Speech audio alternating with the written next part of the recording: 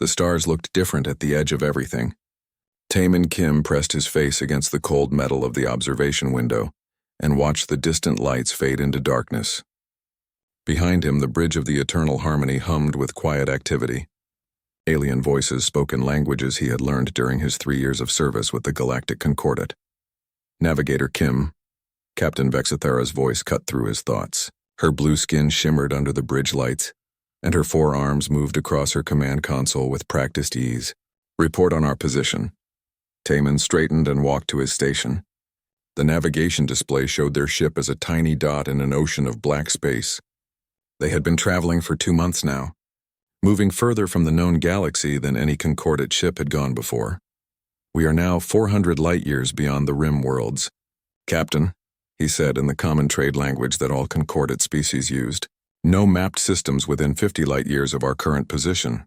Captain Vexithara nodded, her large black eyes reflecting the starlight from the main screen. She belonged to the Kelthonian Empire, one of the most powerful members of the Galactic Concordat. Her species had been exploring space for over 10,000 years, long before humans had even discovered fire, according to the history books. Excellent, she said. Science Officer Zefkol, what do our sensors show? The tall, thin alien at the science station turned toward them. Zefkol's people, the Zephirites, looked like walking trees with silver bark and glowing green eyes. His voice always reminded Taemin of wind through leaves. Mostly empty space, Captain. A few gas clouds, some asteroid fields. Nothing of interest for our survey mission. Zefkol paused and looked at his readings again. Wait, there is something strange here. Taemin felt his heart beat faster. In his 3 years serving on Concordat ships, he had learned that strange usually meant dangerous. Define strange, Captain Vexithara said. There is a small star system about 12 light-years from our position. Yellow Star appears to have several planets, but the energy readings... Zefkol's glowing eyes dimmed as he concentrated on his instruments. The readings make no sense. Show me, the captain ordered. The main screen changed to show a star chart. A yellow dot appeared in the center with several smaller dots around it. Numbers and symbols in various alien languages filled the edges of the display. Taemin stared at the screen and felt something cold move through his chest. The energy readings were impossible. The numbers showed power output levels that were higher than entire Concordat battle fleets, higher than the energy production of most planet-wide civilizations.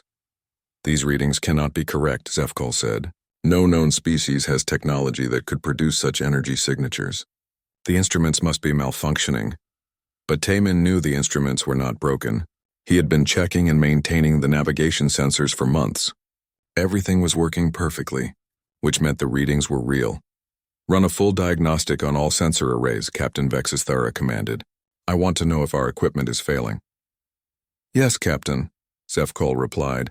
Taemin returned to his station but could not concentrate on his work.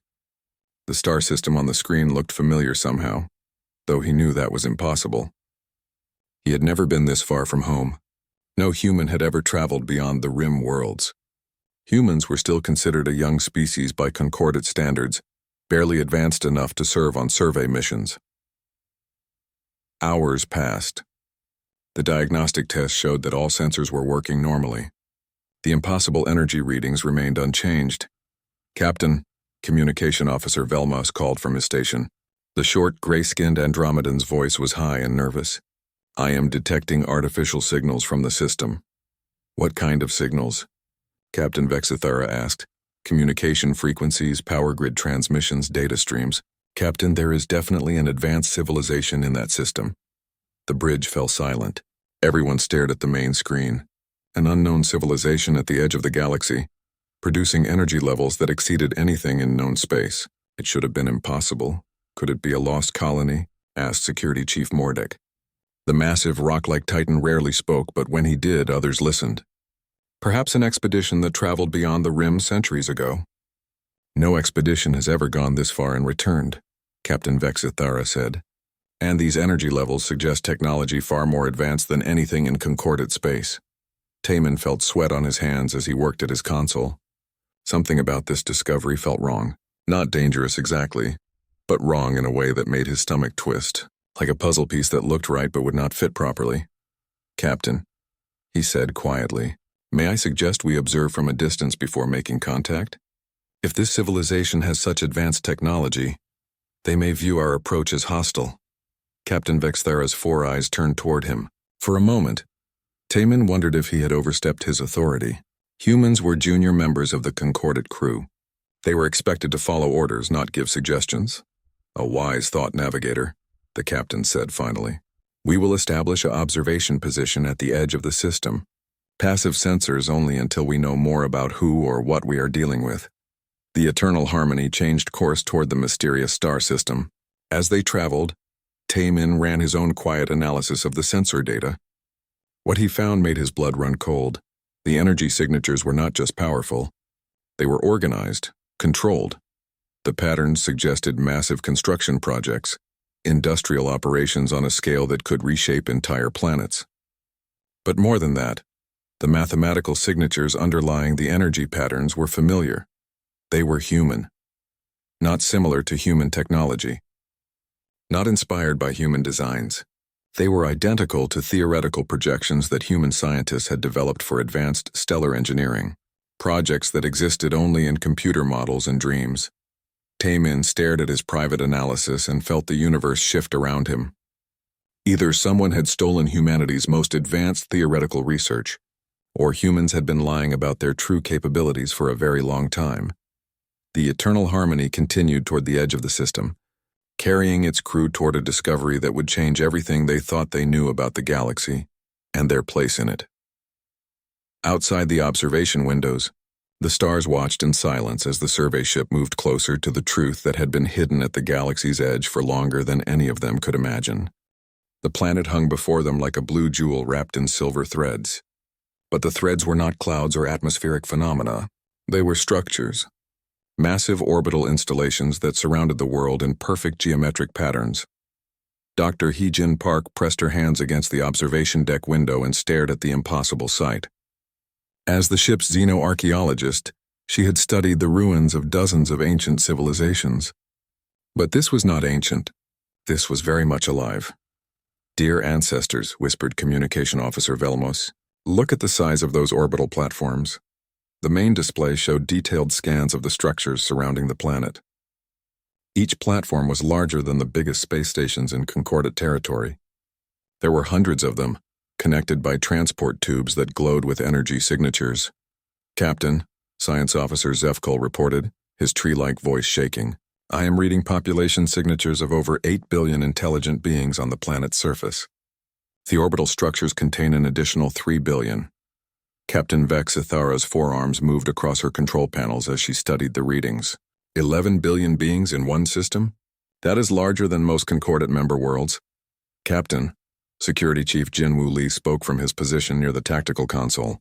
Like Taman, he was human, serving his mandatory term with the Concordate fleet. But unlike Taman, Jinwoo seemed calm. Too calm for someone seeing technology that exceeded anything in known space. Yes, Security Chief. We are receiving a communication signal. It appears to be directed specifically at our ship. Captain Vexithera's eyes widened. They know we are here? The signal is in perfect Concordate common language, Jinwoo continued.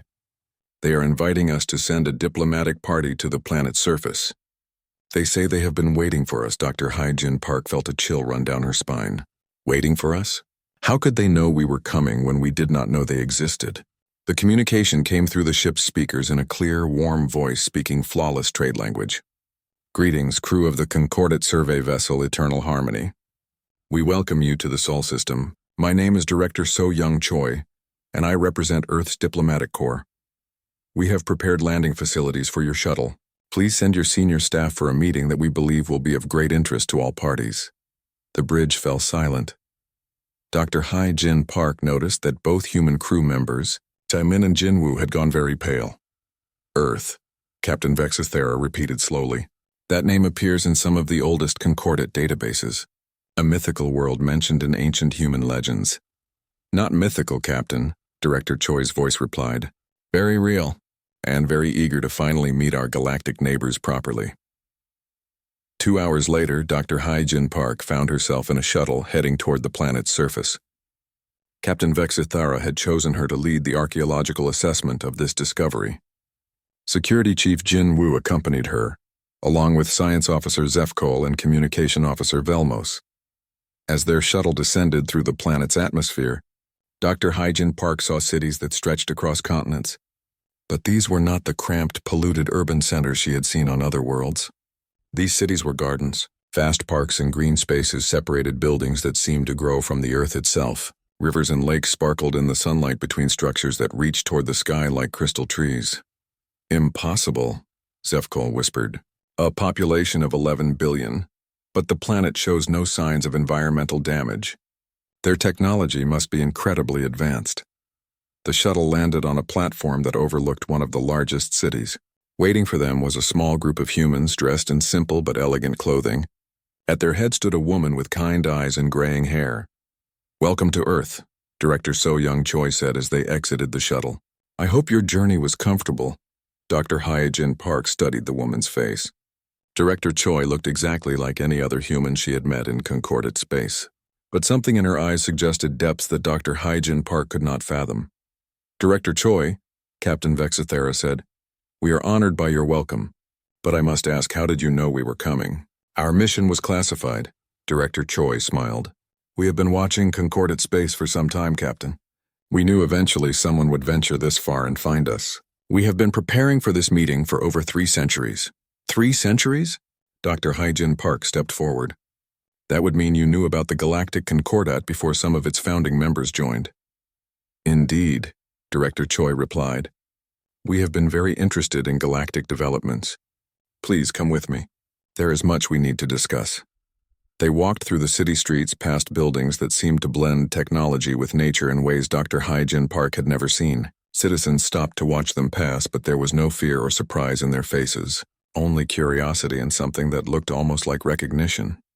"Your people do not seem shocked to see aliens," Zefkol observed. "We have been studying your species for quite some time," Director Choi replied. "Kelthonians, Zephirites, Andromedans. We know a great deal about galactic civilization." "How is that possible?" Communication Officer Velmos asked. "No ships from this region have ever made contact with concordate space." Director Choi stopped walking and turned to face them. "That is not entirely accurate, Officer Velmos. We have had people in concordate space for centuries, living among you, learning from you, preparing for this day."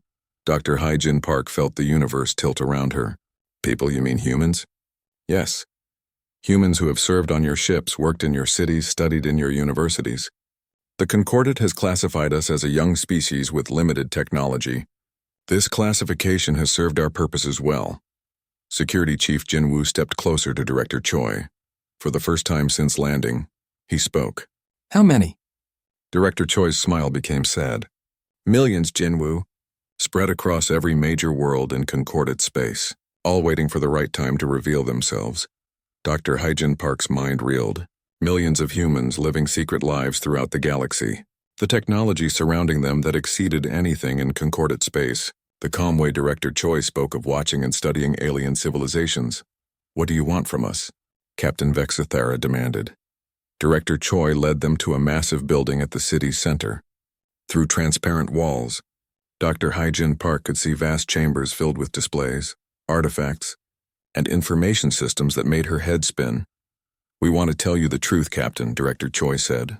"The truth about who you are, who we all are, and why we have been waiting so long for you to find us." She gestured toward the building. "Welcome to the archive. Here you will learn the real history of the galaxy, the history that was forgotten long ago." Dr. Hyjin Park looked at the massive structure and felt fear crawl up her spine. Whatever truth waited inside that building, she had the terrible feeling that it would change everything she thought she knew about the universe. Director Choi placed a gentle hand on her shoulder. "Do not be afraid, Dr. Park. What you learn here will not diminish you. It will help you understand your true heritage." As they walked toward the archive, Dr. Hyjin Park noticed that Security Chief Jin Woo was no longer pale. Instead, he looked relieved, as if a great weight had been lifted from his shoulders. The truth was waiting. And somehow Dr. Hyjin Park knew that once they learned it, nothing in the galaxy would ever be the same again. The archive's main chamber was larger than most space stations. Holographic displays filled the air from floor to ceiling, showing star maps, genetic sequences, and historical records that stretched back millions of years. Dr. Hyejin Park stood in the center of it all and felt very small. Please, sit down, Director Choi said, gesturing to comfortable chairs that had been arranged in a circle. What I am about to tell you will be difficult to accept. Captain Vexithera's forearms crossed over her chest. We are prepared for whatever truth you wish to share. Director Choi activated a control panel, and the displays around them changed. Now they showed images of planets, species, and civilizations that Dr. Hyejin Park recognized from her archaeological studies. Tell me, Dr. Park, Director Choi said, in all your research into ancient civilizations, have you ever wondered why so many species have similar myths? Dr. Hyejin Park thought for a moment. Similar myths? The predecessors, the ancient ones, the first children of the stars. Every major species in the galaxy has legends about an ancient race that came before them, a people who seeded the galaxy with life and then vanished into mystery. Those are just stories, Science Officer Zeph Cole said. Primitive explanations for natural evolution. Director Choi smiled sadly. I thought so too once upon a time. But then we started digging deeper. We sent archaeological teams to every world mentioned in these legends. We studied genetic patterns across dozens of species. We analyzed the oldest artifacts in known space. The displays changed again, showing DNA sequences and genetic maps. Dr. Hyejin Park gasped as she recognized patterns that should not exist. Every sentient species in the galaxy shares common genetic markers. Director Choi continued, markers that suggest a single point of origin. But more than that, they suggest deliberate genetic engineering on a massive scale. Captain Vexithera leaned forward in her chair. You are suggesting that all galactic species were created by these predecessors? Not created, Director Choi said. Modified, enhanced, guided along specific evolutionary paths to ensure intelligence, creativity, and the capacity for space travel. Commander Woojin Nam entered the chamber from a side door. He was tall and wore the uniform of Earth's military forces. Dr. Hyejin Park noticed that his insignia suggested very high rank. Director, he said with a slight bow, the genetic analysis is complete. Excellent. Commander Nam, please share your findings with our guests. Commander Nam activated another set of displays. We have analyzed genetic samples from all 4 species represented here today. The results are significant. The displays showed detailed genetic comparisons. Dr. Hyejin Park studied the data and felt her hands begin to shake. These genetic markers, she whispered. They are not just similar, they are identical. Yes, Commander Nam said. Every species in this room shares the same basic genetic foundation. The same source code modified and adapted over millions of years. Communication Officer Velmo stood up suddenly. This is impossible. Andromedans evolved on Kepler 442b over 8 million years ago. Our history is well documented. Your history is accurate, Director Choi said gently, but it does not go back far enough. She activated a new display showing a timeline that stretched back 12 million years. This is the true history of the galaxy. 12 million years ago, the galaxy was ruled by a single species. They had spread to over 1 million worlds, built an empire that stretched from the galactic core to the outer rim. The predecessors, Dr. Hyejin Park breathed. Yes. But they were not mysterious aliens from another dimension. They were human. The chamber fell silent except for the soft hum of the displays. Dr. Hyejin Park stared at Director Choi and felt reality shift around her. Human? The galaxy was entirely human once, Director Choi continued. But 12 million years ago, something went wrong. A war broke out that nearly destroyed everything. We call it the Great Forgetting. The displays now showed images of ruined worlds, shattered space stations, and the aftermath of unimaginable destruction. The war was so terrible that it threatened to wipe out all intelligent life in the galaxy, Commander Nam said. The surviving humans made a desperate choice. They used advanced genetic engineering to create new species from human stock. They seeded these new people across the galaxy, giving them false histories and modified memories. You are saying, Captain Vexithera said slowly, that Kelthonians are descended from humans? All of you are, Director Choi replied. Kelthonians, Zephirites, Andromedans, Titans, everyone. You are humanity's children, evolved and changed over millions of years but carrying human DNA in every cell of your bodies. Science Officer Zeph Cole's glowing eyes dimmed. But our physiologies are completely different. Kelthonians have 4 arms. Zephirites are plant-based. Andromedans have silicon-carbon hybrid biology. All achievable through genetic engineering, Commander Nam said. The humans who survived the Great Forgetting were incredibly advanced. They could reshape life itself. Dr. Hee-Jin Park stood up and walked to one of the displays. It showed her own genetic code alongside samples from every major galactic species. The similarities were undeniable. Why? She asked. Why create new species instead of just rebuilding human civilization? Because they were afraid, Director Choi said. The Great Forgetting happened because humanity had grown too powerful, too unified. The survivors believed that diversity was the key to preventing another catastrophe. So they scattered their children across the galaxy, gave them different forms and cultures, hoping that variety would prevent future wars of extinction. Then they retreated to Earth and waited, Commander Nam added, watching, guiding when necessary, protecting their children from the shadows. Captain Vexithera was quiet for a long time. Finally, she spoke. The humans in Concordate space, the ones you mentioned earlier. Our agents, Director Choi confirmed, sent to live among you, to learn about your cultures, to watch for signs that you were ready to learn the truth. Security Chief Jin Woo spoke for the first time since entering the archive. I have been serving on Concordate ships for 3 years, reporting back to Earth about the readiness of various species for contact. Dr. Hee-Jin Park spun around to stare at him. You are a spy? I am a shepherd, Jin Woo replied. Like millions of others throughout the galaxy, we have been waiting for the right moment to reveal ourselves and reunite with our family. Family, Communication Officer Velmos repeated. You call us family. You are family, Director Choi said. You are our children, changed by time and evolution, but still our children. The galactic community you belong to is actually a family reunion that has been going on for millions of years. Dr. Hee-Jin Park looked around the chamber at her fellow crew members. Captain Vexithar's blue skin, Zefkul's tree-like form, Velmos's gray complexion, all of them carrying human DNA. All of them part of a family they never knew existed. What happens now? Captain Vexithara asked. Director Choi walked to the center of the circle. Now you have a choice. You can return to your ship and pretend this conversation never happened. Go back to Concordate space and continue living as you always have. Or, Dr. Hee-Jin Park asked, or you can help us prepare the galaxy for the truth, because ready or not, the time of hiding is over. Earth's population has grown beyond what our world can support, even with our technology. We need to reclaim our place in the galaxy. And if the other species refuse to accept this truth? Science Officer Zefkol asked. Commander Nam's expression grew serious. Then we will remind them why humanity once ruled a million worlds. Dr. Hee-Jin Park shivered. Something in Commander Nam's voice suggested that humanity's shepherding days were coming to an end. The children were about to meet their parents, and not all family reunions were happy occasions. Outside the archive, Earth's twin suns set behind orbital platforms that could house entire civilizations.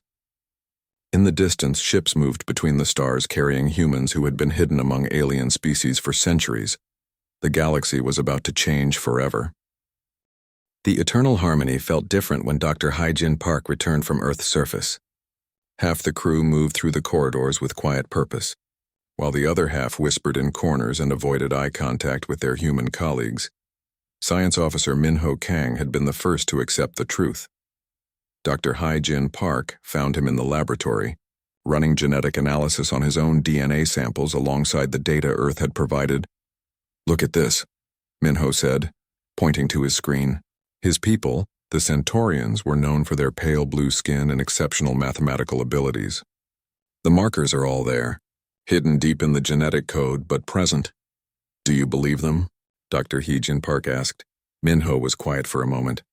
My people have always wondered why we could understand mathematical concepts that should be impossible for our evolutionary level. Our brains are structured for advanced physics and stellar engineering. But we evolved on a simple agricultural world, and now you know why. Yes. We were designed for space travel and advanced science. Just like every other species in the Concordate. On the other side of the ship, Captain Vexithara stood in her private quarters staring at her reflection in the mirror. 4 arms, blue skin, large black eyes adapted for low light conditions.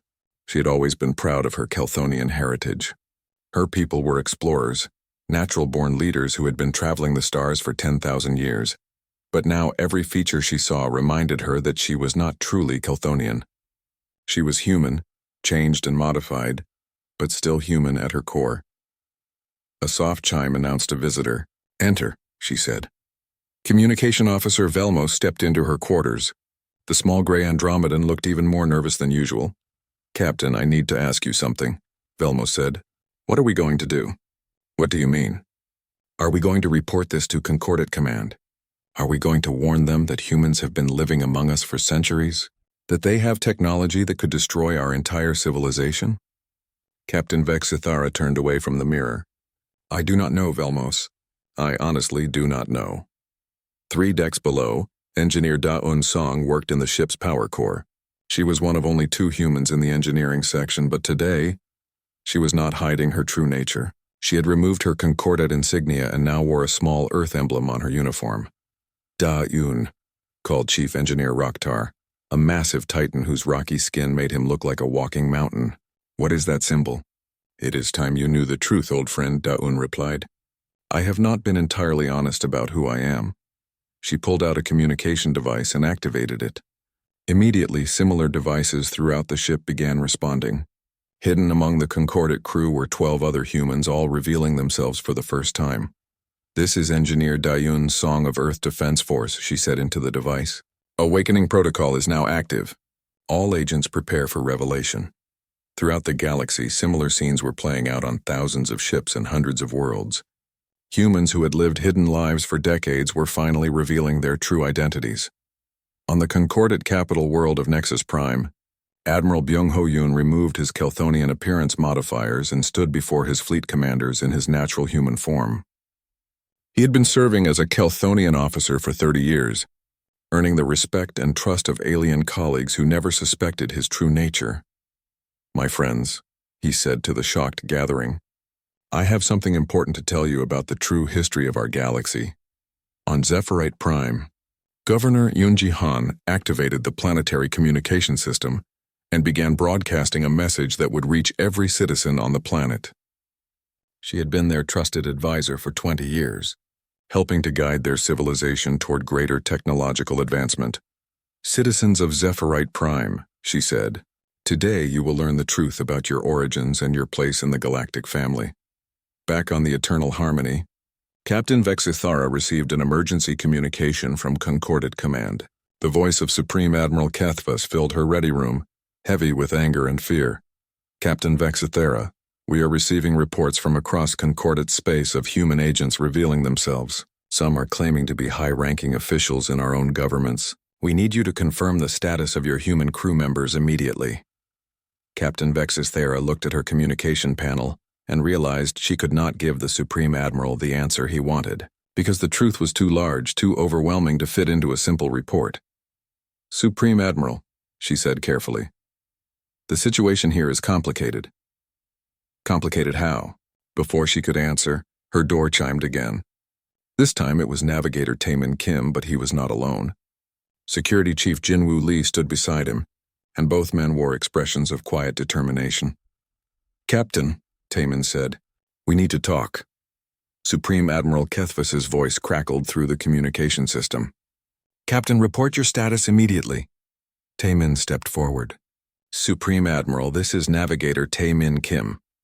I have been serving aboard Concordat vessels for 3 years while maintaining communication with Earth Command. I can confirm that human agents are present throughout Concordat space, but we are not invaders or spies in the traditional sense." "Then what are you?" the Supreme Admiral demanded. "We are your family," Jinwoo said simply, "and we have been waiting 12 million years to come home." The communication channel went silent.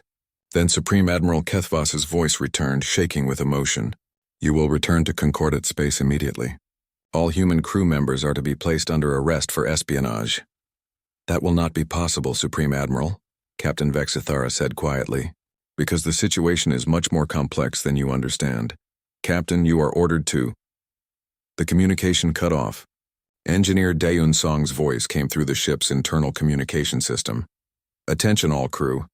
We have just received word that the Andromedan High Command has declared war on Earth. They are mobilizing. their fleets to destroy the Sol system before humanity can reclaim the galaxy. Dr. Hee-Jin Park felt her blood turn to ice. War. The very thing that had destroyed the galaxy 12 million years ago was about to happen again. All hands to battle stations, Captain Vexithara commanded. Science Officer Minho Kang, prepare long-range sensors.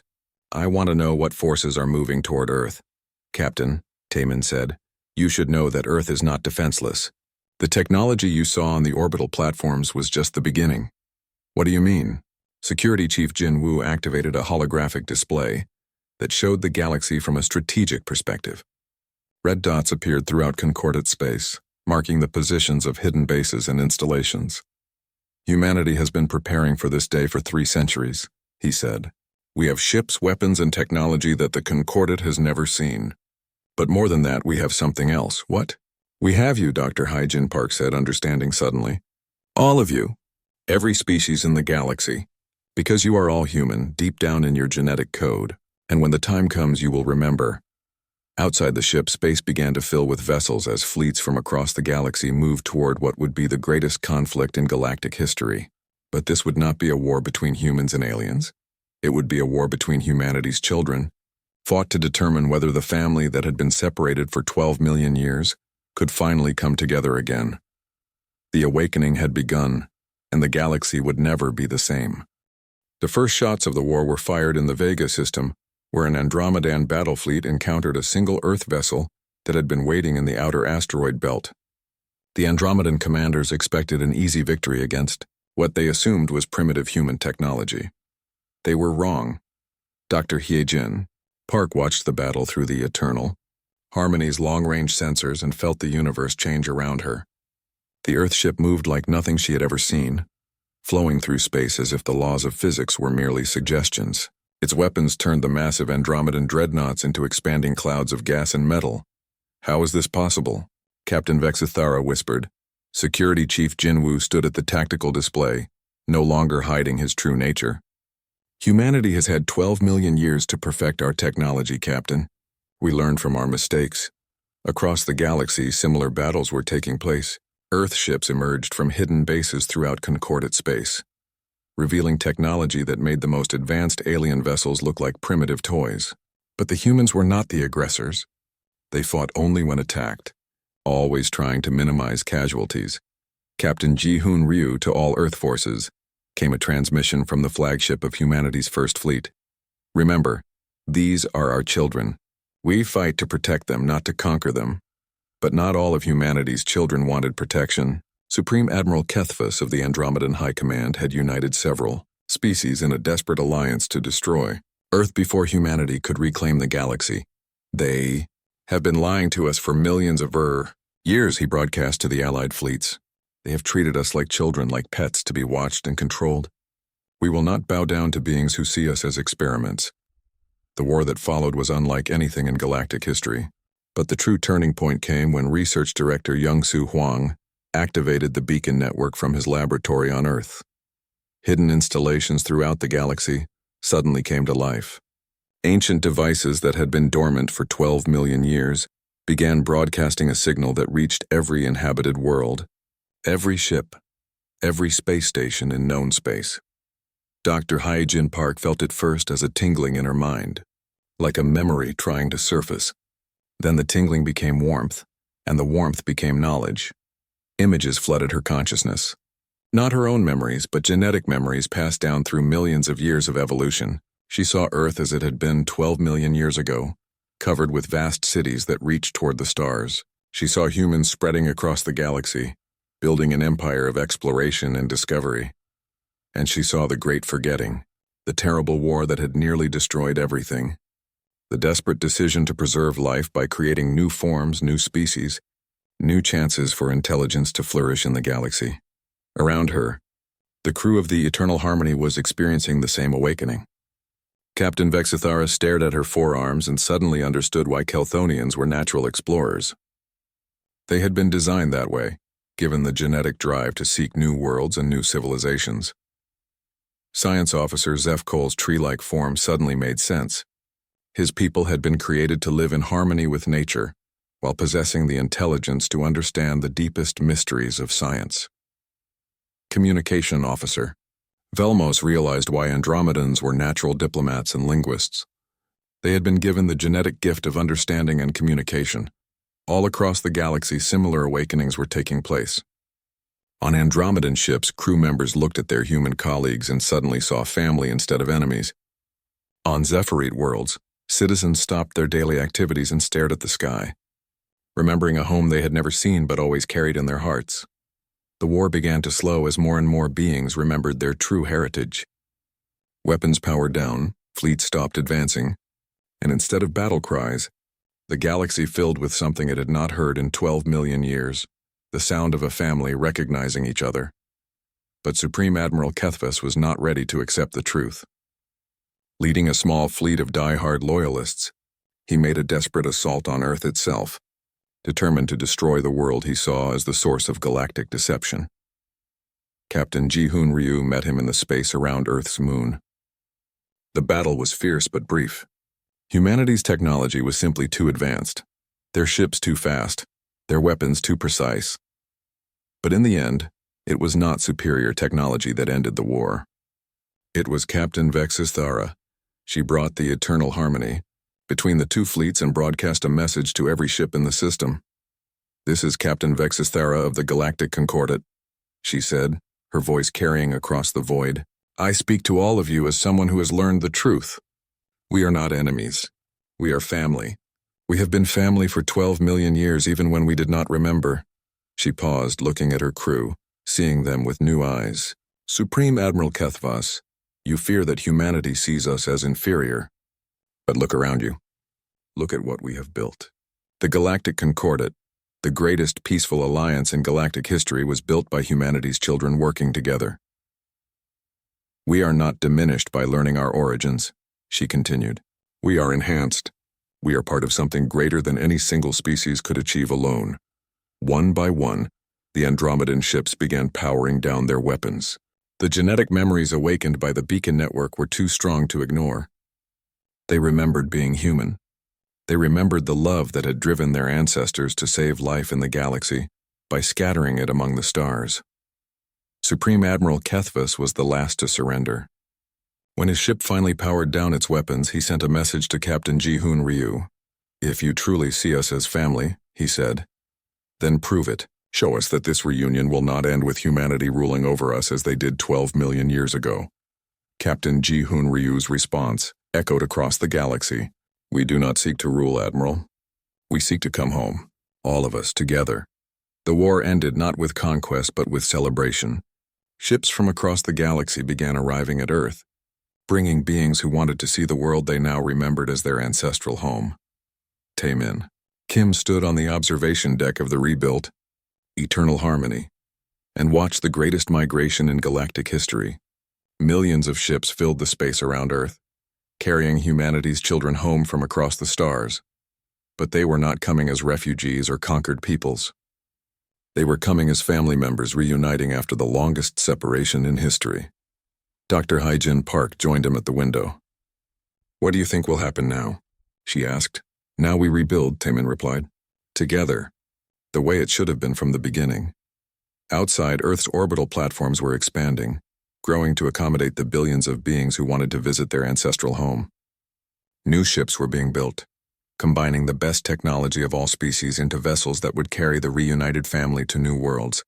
New systems, new possibilities. The galaxy burned, but it burned with the light of hope. The artificial divisions between species were crumbling as beings recognized their shared heritage. Wars between worlds ended as former enemies remembered they were cousins. Trade disputes became family discussions. Border conflicts became reunion planning. Humanity did not seek to restore their ancient empire. Instead, they helped their children build something new, something better. A galactic civilization based not on the dominance of one species, but on the cooperation of many branches of the same family tree. The great forgetting was over.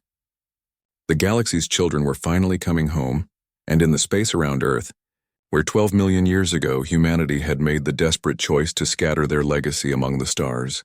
The heavens burned with the light of 1,000,000 suns welcoming their children back into the warmth of family. The long exile was over, the galaxy was whole again, and in the years that followed, when new species were discovered in distant galaxies, they would find not a collection of competing alien civilizations, but a united family of humanity's children, ready to welcome new members with the same love that had preserved life itself through the darkest period in galactic history. The revelation had scorched the heavens, burning away the lies and misconceptions that had divided the galaxy for millions of years. In their place, something beautiful had grown, something that would endure for millions of years to come. The galaxy had remembered how to be a family,